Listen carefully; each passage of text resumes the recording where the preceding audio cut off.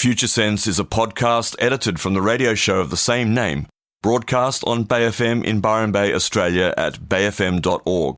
Hosted by Nick Jeans and well-known international futurist Steve McDonald, Future Sense provides a fresh, deep analysis of global trends and emergent technologies. How can we identify the layers of growth, personally, socially, and globally? What are the signs missed, the truths being denied?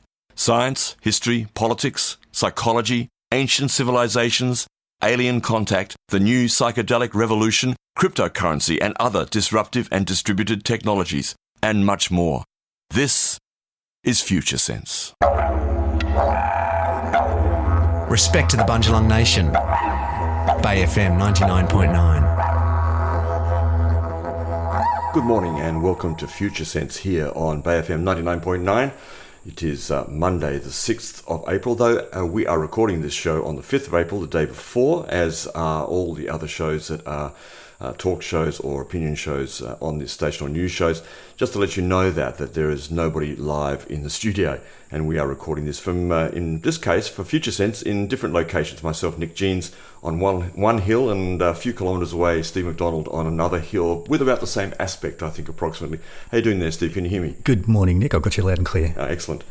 So here we are in paradise. It looks from where I'm sitting, and I'm sure from where you're sitting, and yet, of course, we are in the middle of this pandemic, and more specifically, more interestingly, perhaps, the fallout from that pandemic that we're beginning to see in terms of economics and everything else.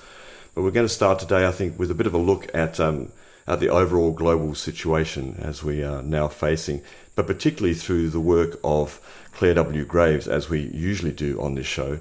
For those who aren't familiar with Claire W. Graves, he was a psychological researcher and also a colleague to Abraham Maslow back then, who created the Maslow's hierarchy of needs. And Graves embarked on a major research project back then when he interviewed people across cultures, asking questions essentially about what it takes to become a mature human being. Well, we're certainly seeing all sorts of actions here on the planet in terms of maturity or immaturity, you could argue. But we're going to take a bit of a look at a bit of a sketch at the global situation through that lens of what is now known often as spiral dynamics, but the work of Claire W. Graves. And great to hear from you, Steve. And let's launch into it. Sure, Nick. Yeah, certainly. Graves was around at the same time as Maslow. As far as I know, I don't think they ever really worked together, but they certainly were in touch with each other, and they knew of each other's different perspectives on human psychology. I think Maslow sort of agreed towards the end of his life that Graves had a much more complex model. I believe so. Yeah. The key difference being that Maslow's model had a pinnacle and an end point, as if there was actually such a thing as a mature human being. But Graves was the opposite and believed it was an open-ended system, and we're always growing and expanding. Yes.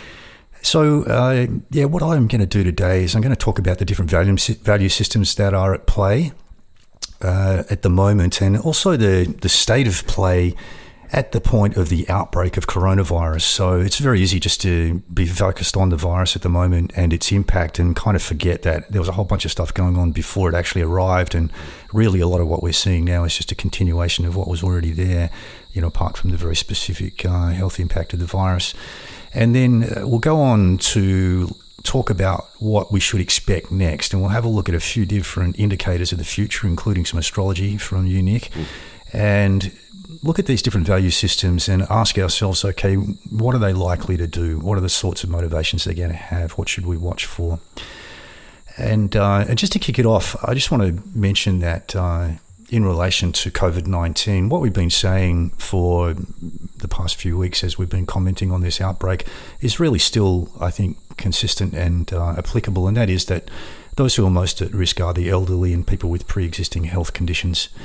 And they would be anything, including anything that might weaken the immune system. And when we look at places around the world that are having unusually large casualty figures, we ought to just keep in mind that there will be very specific life conditions which are contributing to those figures being different than the average. Yes. And also the same thing applies with workers in the health system, of course, who are most likely overworked, not getting enough rest, and not in the best condition themselves, and also having to operate at times without perhaps the best protective equipment as well. So all of these factors come into play.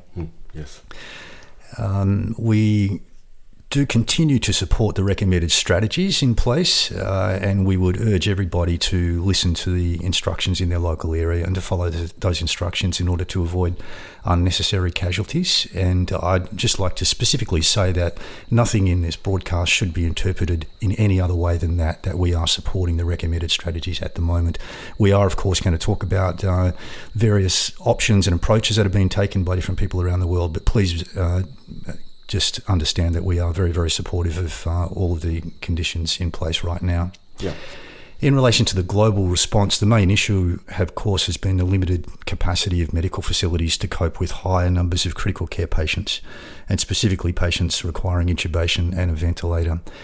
That seems to be the main point of issue at the moment for all the countries around the world.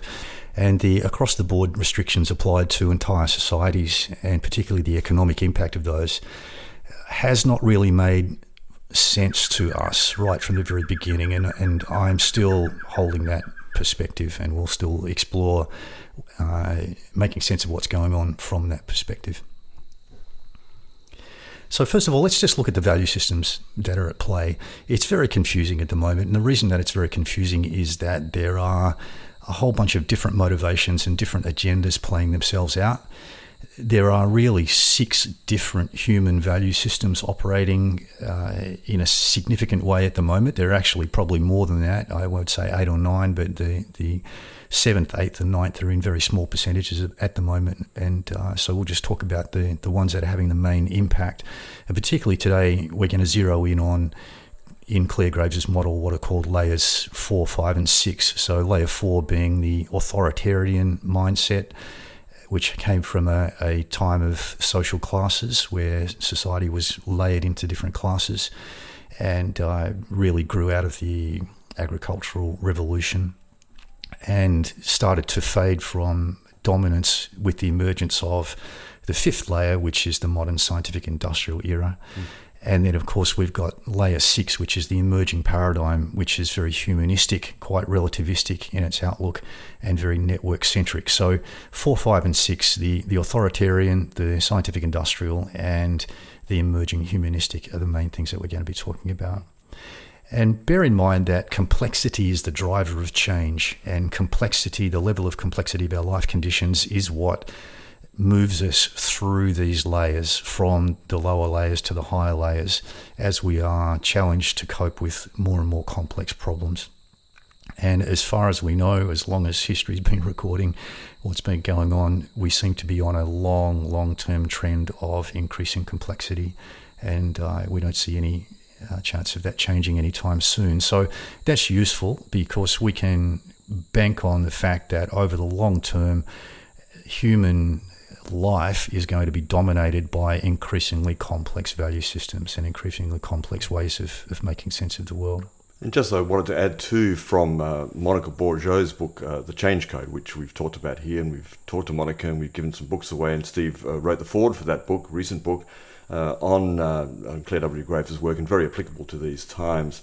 She talks about the word biopsychosocial, which was Graves' word. I think this is rather important because it is a mind-body connection, and the mind shaped by neurological structures and networks, while also being activated by chemical interactions and one's life conditions, as you said before.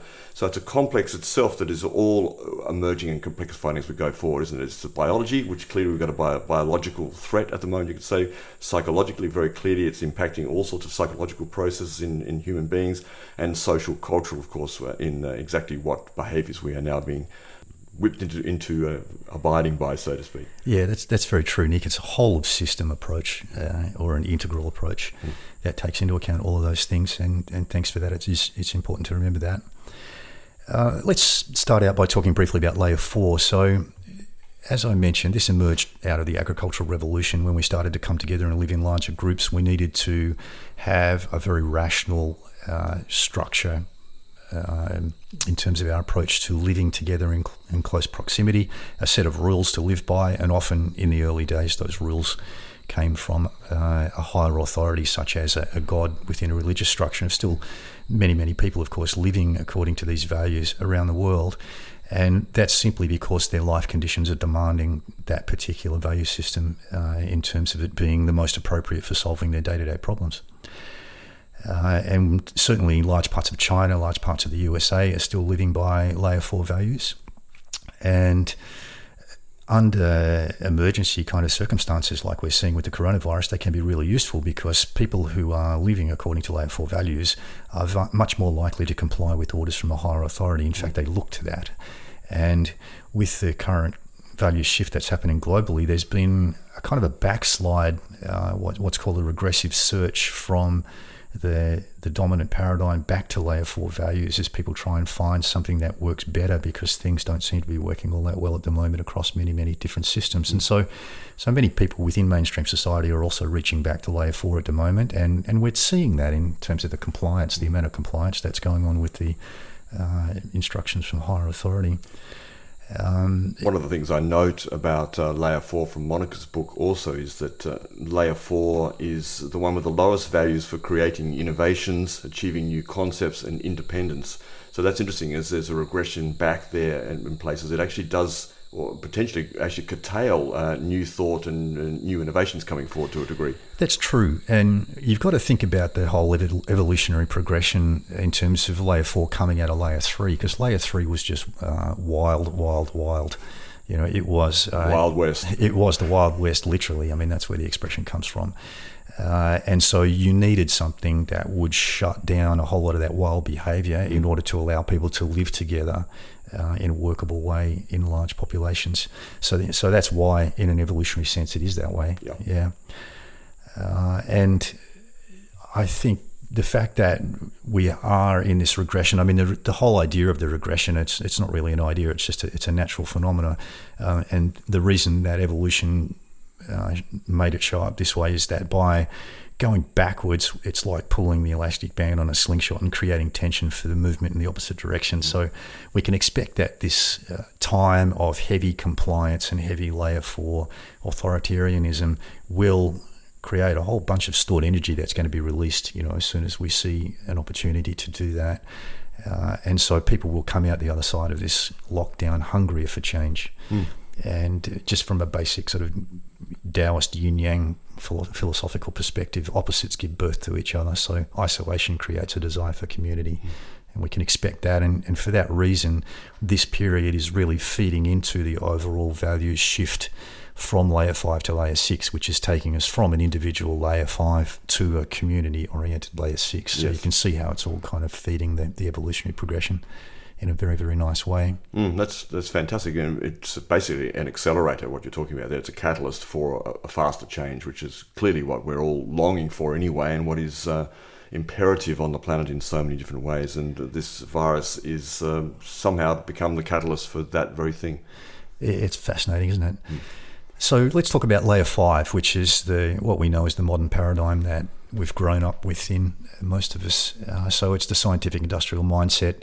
And at the moment, we are at a stage in the evolutionary progression where we are, on a global scale, we're exiting layer 5. So when Graves did his research, he identified these layers and he saw that they had nodal expressions, which were like where they were full on.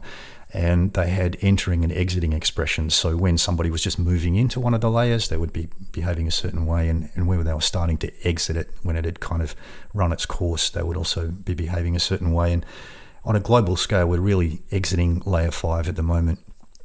And again, this is a vast generalization because different countries in different places are at different layers according to their local life conditions, but we're just talking generally here. So when we're exiting layer 5, the primary driver is still success, but we have moved closer to a tipping point into the next system. And what I'm noticing now is that layer 5 has really been characterized by busyness, right? And you can say that as busyness, or you can say it as business, because it's all been about business. It's the same word, it means the same thing. Exactly. Yeah. And have a look at what's happened. Business has stopped. It's not business as usual at all. We're having a little quiet moment here, and it's quite possibly the first global scale expression of a layer 6 problem solving strategy being necessary, which is a real interesting indicator that we're progressing beyond layer 5. Very, very interesting. And of course, it's been necessary to avoid crashing our layer 5 systems, our medical system. Our economic system was going to crash anyway, but this is kind of like it's almost a controlled crash, really, and that's what it looks like. Well, that's what we were talking about last week. This is a kind of offset to rescue us for 3 to 5 years, I think we said. Likely that there's going to be more to come. We certainly predict that as we go forward. This is not the end game here. Exactly. So one of the things about layer 6 is it really needs time to stop and think. I mean, that's what layer 6 is all about in a lot of respects. You know, it's about getting out of that rat race that we've been in and giving ourselves time, having a sea change, a tree change. So you can think of what's going on right now as kind of like a bit of fertilizer for layer 6. It's time for inner exploration and to ask ourselves who we are and who we're being. If we look at layer 5 itself, it's really worthwhile just taking a quick look at its characteristics and understanding it, because it will help us predict what's going to happen next from those organisations and individuals who are still operating from layer 5. It's an individually themed system, and it's all about changing the external world to suit us. It grew out of frustration with the old layer 4 system, which was generally slow-moving and self-sacrificing. So layer 5 became the opposite. It became fast-moving. It became very explorational. It got us to the moon and back. Very, very driven by personal success through applying strategy, working hard, and being determined to achieve goals. It's very experimental. It's not locked into one way of doing things. It is highly adaptive as a result of that. And most importantly, it will exploit any and all opportunities to get success. Well, I note, for example, in the US that different states are bidding for some medical supplies which are in short supply, and the highest bidder wins. That's a really great example of layer 5 still in operation there. Can you imagine, actually, when lives are at stake, but they're still the highest bidder wins? Yeah, it's quite fascinating, isn't it? There it is in full flight. And it's all about efficiency too. You know, it doesn't want to spend any more money than it has to in order to be successful, because often money's the measure of success. So it doesn't want to lose it. It's in terms of the global picture, it's well past its peak now. So we can look back, into the 80s perhaps and see where it really was in full flight. Greed is good. Yep. And what happens with every value system, not just this one, is as it passes its peak, it goes into a deconstruction phase, where any attempts at problem solving using the strategies of that layer will actually become counterproductive and accelerate the demise of the paradigm. And we're in that aspect of the shift at the moment. We're seeing that layer 5 strategies in order to try and solve this problem really aren't effective. And you just gave a good example of one, actually, right? I mean, when people's lives are at stake, the highest bidder wins might not be the best way to solve the problem. Absolutely. And it's become very, very public now. We're seeing it in the mainstream media, this counterproductive aspect of the strategies and how things are falling apart. But corporate capture is a really key issue here.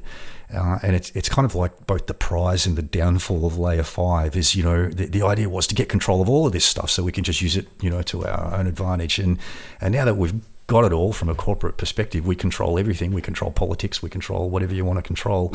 It's kind of also become the downfall, because everybody's turning around and going, this isn't actually working for most of us. And everybody, of course, has heard of the 99% and the 1% split. And so we're facing that issue. And so layer 5's greatest advantage has become its disadvantage in this deconstruction phase. So before this outbreak happened, there were a whole bunch of things going on, and it's very easy to lose sight of those and just think about the actual virus itself. But we've been through a time where corporate capture became the number one issue that we're facing, controlling our democratic systems and serving the 1%, as I mentioned. I think the notion of short-term rewards too, because it's a very short-term thinking overall, isn't it? Yeah, layer 5, and we've seen the results of that in terms of the infrastructure collapsing or shaking radically underneath the pressure of the coronavirus outbreak. The individual systems are short-term. The communal systems tend to think long-term. Yep. Before the COVID-19 outbreak, it's important to remember that our hospital systems were on edge in many different countries. Certainly here in Australia, there was a general shortage of beds and staff and facilities. And this is because of the efficiency mindset of the Layer 5 paradigm. Our global economic system was overdue to crash again, well overdue, and really nearing its end of life altogether. Central banks and governments were running out of levers to pull to try and keep it on track. The European Union, of course, has been in a rolling economic crisis for many years. That's been threatening the survival of the Union itself, and we've seen the UK leave the Union. So it's really important to remember that it wasn't the virus that created these problems, and that they are still ticking away in the background and adding to the mix. Additionally, we've seen the fragmentation of political alliances, both within parties, within governments, and between nations. We've seen rising civil unrest around the world due to opposition to government policies. And this is also a symptom of the values shift, where people are, different value systems are clashing, particularly 4 and 5 and lower, like 3 as well, particularly. And the tension created by the regression to layer 4 within societies. There were trade wars underway, and still are, most notably between the USA and China. There were currency wars underway, with different countries dominating to become the main global currency over the US dollar. There were cyber wars underway via the internet. And right now, the leading edge of the art of war is about fighting a plausibly deniable war, one that impacts your opponent but leaves everyone questioning what's actually going on without any declaration of war. So it's important to keep that in mind also. At the same time as all of this has been happening, we've seen the simultaneous emergence of the new paradigm, which is the good news, the rise of the new world.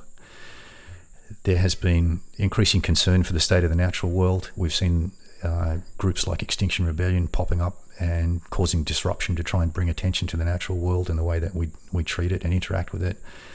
There's been paradigm-breaking advances across many fields of endeavour, including psychedelic medicines as an example, and healthcare. There has been growth of open source, decentralized technologies, including blockchain, but many other examples as well. There is a rekindling of local communities. Farmers markets are popping up everywhere around the world, all part of the general trend of both relocalization and also reconnecting with nature in our immediate set of life conditions where we're living. And right now, there's been an outbreak of peace and quiet. Yeah, absolutely. And that's also an element of Layer 6 too, isn't it? That inner peace that people search for to bring harmony to things, and also to not just connect with nature, but even see it as sacred again, in that return to indigenous wisdom, for example. Absolutely. So what we're going through now, particularly the peace and quiet aspect, is really feeding Layer 6, feeding its emergence, its fertilizer, as I said. You're tuned to Future Sense with Nick Jeans and Steve McDonald. Engage, emerge, activate, and spiral up. You're tuned to Bay FM 99.9 here on Future Sense with Nick Jeans and Steve McDonald. And of course, the podcast is edited within 24 hours of this broadcast on Monday mornings in Byron Bay, Australia. And you can find the podcast at futuresense.it or through your normal podcast platforms. There's usually 2 segments of about 30 to 40 minutes each in that podcast, and we do take out the great music that we play and also the station IDs and so forth.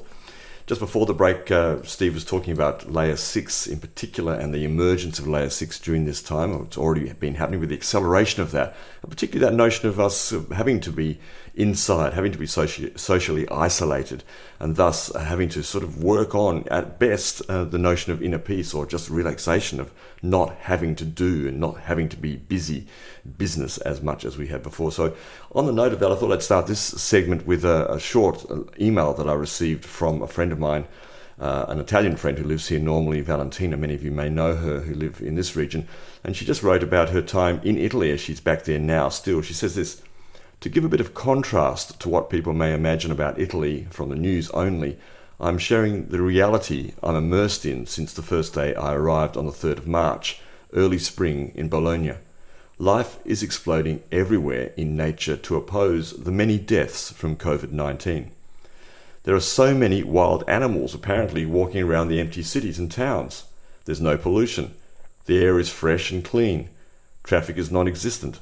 It's a new experience also for the animals. It's like we have finally been put in our cages, our homes, and they are free to roam out of their forests into the cities. Wherever there's death, there's also life, and where there's fear, there's people who choose to go in or to retreat and raise their own consciousness and the frequency of their vibration. I feel, she says, that if people spend most of their time feeling, meditating, and at least working on their consciousness rather than incessantly filming themselves, watching videos and sending silly stuff on WhatsApp or binging on TV, the planet would have a lot more chance to get out of this global crisis in some new, unexpected way. And I thought that was a great comment and fascinating, the notion. We've heard that from a number of places around the world which have been shut down, of animals coming back, blue skies, less pollution and so forth. So she's having the same experience, Valentina, in Italy. And again, this focus on, well, if you're inside, how about working on your consciousness, or however you conceive that to be, your dreams, your passions, your purpose, your simplicity in life. That's great, Nick, and it's all very nourishing for the emergence of Layer 6.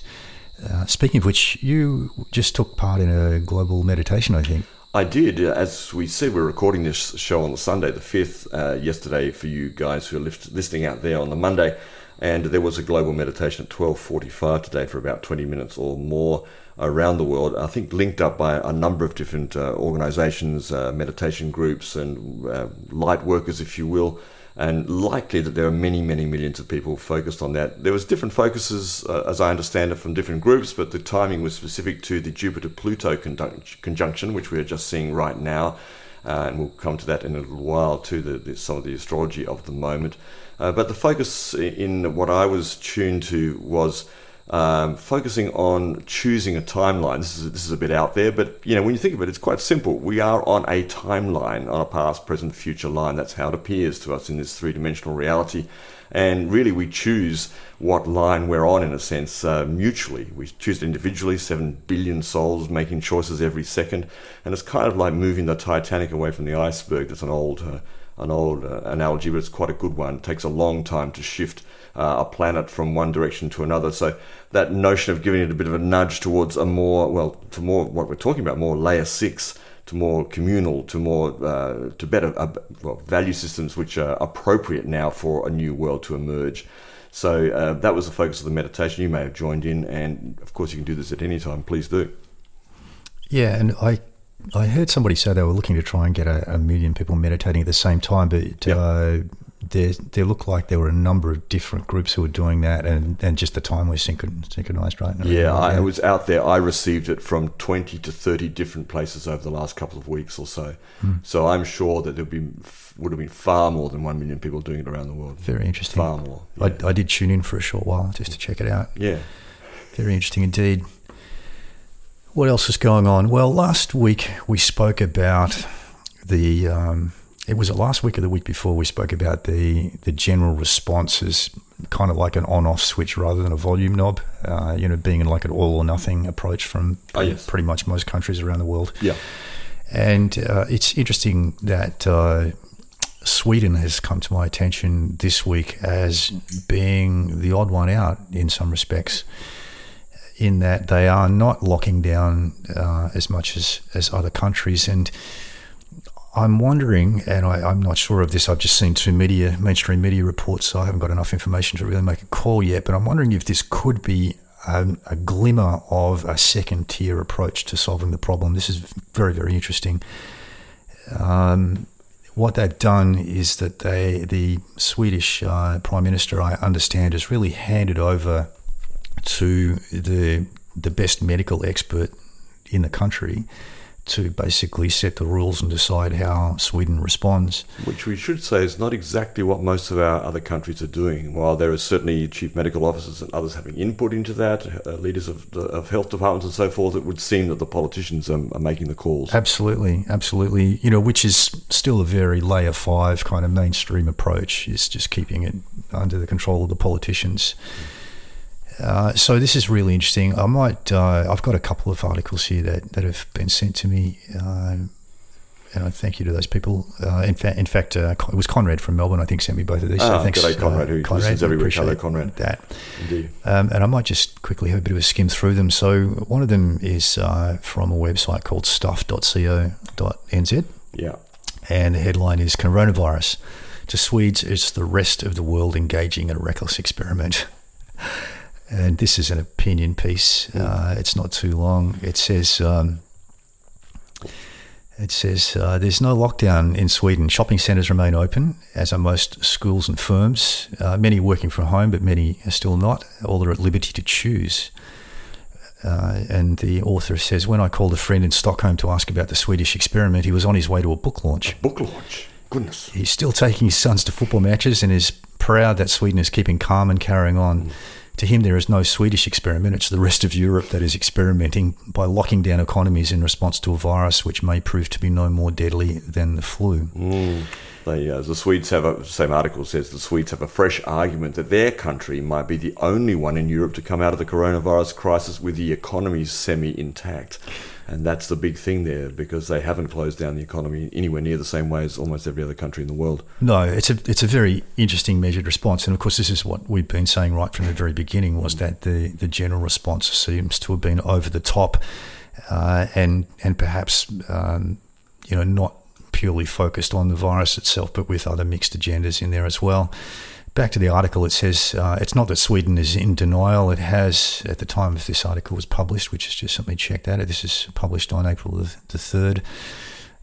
It had 5,466 confirmed cases, 282 deaths, and coronavirus has been found in a third of Stockholm's many elderly care homes. But the debate The debate there is still where the British debate was 3 weeks ago when the Prime Minister was resisting lockdown. And that changed for Britain, of course, when Imperial College London published its study suggesting that there could be extremely high casualty figures. Well, 500,000, I think we quoted last week. That's right. Neil Ferguson backed it down to 20,000. That's right. So that clearly probably wasn't on the money that big. So it kind of looks like Sweden's been pretty smart about this, actually. They still see COVID-19 as a manageable issue, basically a manageable risk. The face of Sweden's response has been someone called Anders Tegnell, the state epidemiologist, who has held daily press conferences. Politicians have taken a back seat. His team have published their own assessment of the virus and its likely trajectory, showing it peaking with about 250 needing intensive care in Stockholm. The nation's hospitals, he says, can cope. A 600-bed temporary ward is opening tomorrow, so it's not like they're not doing anything. They're just being very selective about what they're doing. And when that temporary hospital does open, a quarter of all intensive beds will be there. I think it's interesting too, the Swedish Prime Minister was asked if he had ceded power to Tegnell and doesn't seem to be offended. And he said that time will tell if we made the right choice. And I think that's an interesting thing too, that a politician would cede power in that way to a scientist. That's unusual, that's for sure. It's very unusual and quite paradoxical, actually. Yeah. Actually, that's what sort of suggests to me that there might be a glimmer of second-tier intelligence at play here, which is very, very interesting. They've been quite measured about putting restrictions on. They've restricted some students, but not others. They recognise that young people are a low risk in terms of this. They've also recognised that people with certain medical conditions are high risk, and they've taken extra steps to protect those people and isolate them. So I guess we'll have to let this play out and see, but it'll be very interesting to revisit these in the weeks ahead and just see where Sweden is compared to the rest of the world. Of course, they are not isolated from the world economy, so they are going to suffer from the actions of other countries.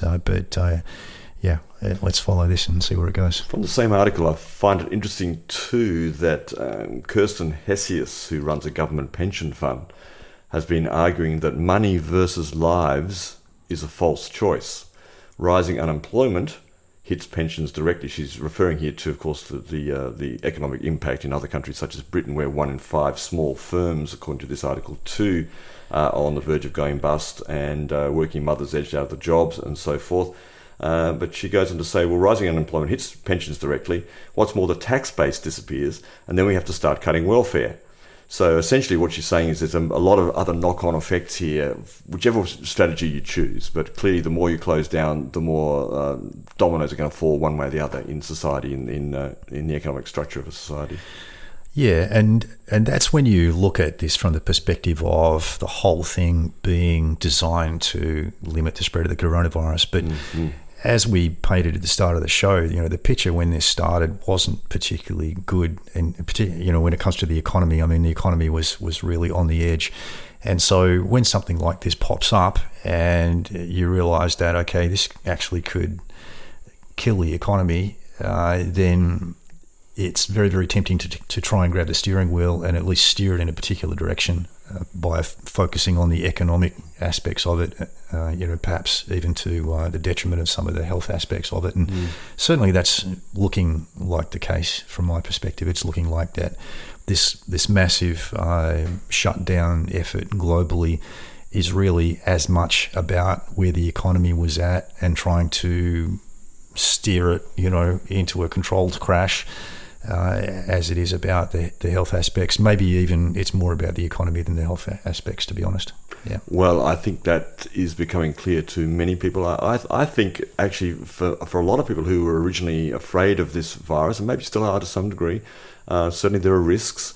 But people are starting to look at the impact of the closures of things, the impact of not being able to see your closest friends, the impact of not going where you normally go, doing what you normally do, and the economic impact, as we're talking about, is obvious. And all of that looks like it's not just about the virus when you actually look at the statistics with a bit of a decent eye, really. Yeah, and I mean, if you go trawling on the internet, there are plenty of very, very experienced and senior medical people from around the world coming out and saying that these measures really don't make sense from a health perspective. So more will come to light as time passes, I'm sure, and it'll be very interesting to see more information coming out about this decision-making process and the strategy and where it came from. Indeed. You're tuned to Bay FM. You're tuned to Future Sense here at 99.9 on your dial, or you may be listening on the web, bayfm.org. You can always listen to these shows, every show, from our website, or to our podcast, which will appear usually by Monday, Tuesday, after the broadcast of the show itself. And that's usually in 2 or 3 parts of 30 to 40 minutes or so. And thanks to Dina Sharrock, who does that. Always forget to acknowledge Dina, and I finally remember to do so. So there you go, Dina. Thanks for doing that editing there. We'll take a little break here and be back here on Future Sense.